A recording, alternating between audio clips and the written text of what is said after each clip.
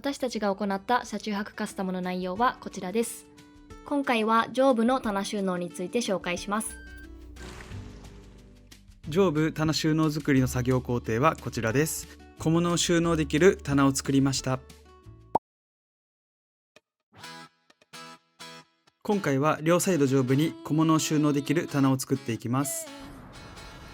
まずは棚の長さに板をカットします。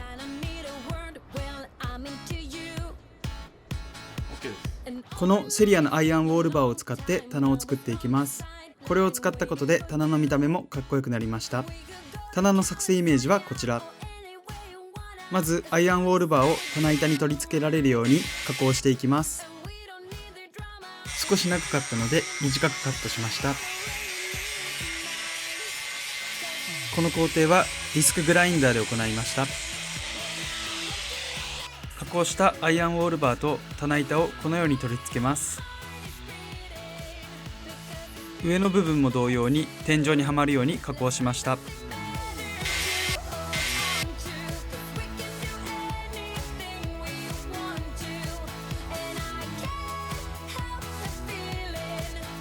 壁との間に余裕があったので追加で板を取り付けます。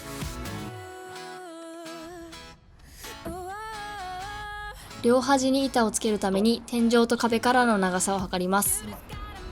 14.5 だね。最後はプラ板を使って壁の形にかたどりました。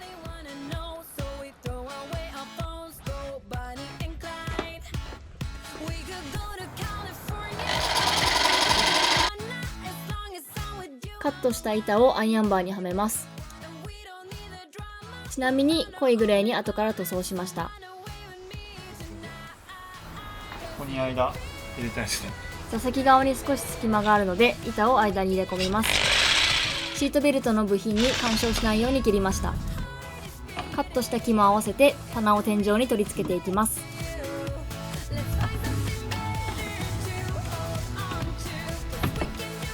天井に L 字金具で固定したら棚の取り付け完了です。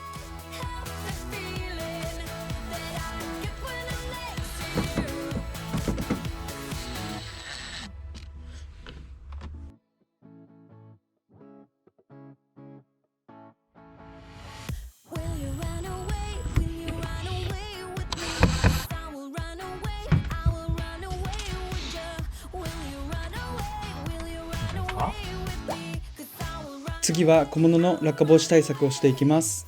このダイソーのシートが前回優秀だったので今回も使用します。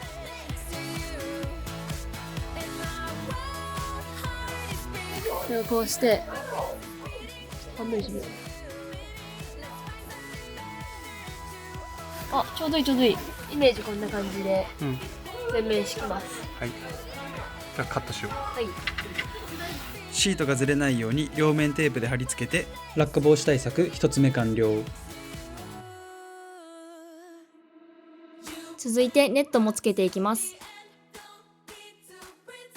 このネットはタッカーで天井に打ち付けます。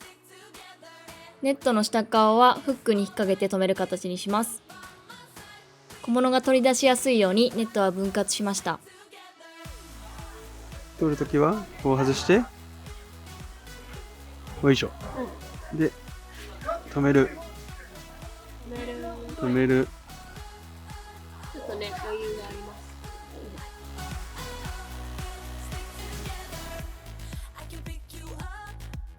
す。端までネットを這わせれば落下防止対策2個目の完成。最後に壁収納にも使ったトタン板を棚の底にもつけます。棚の長さを確認したら金属を切れるハサミでカットしていきます。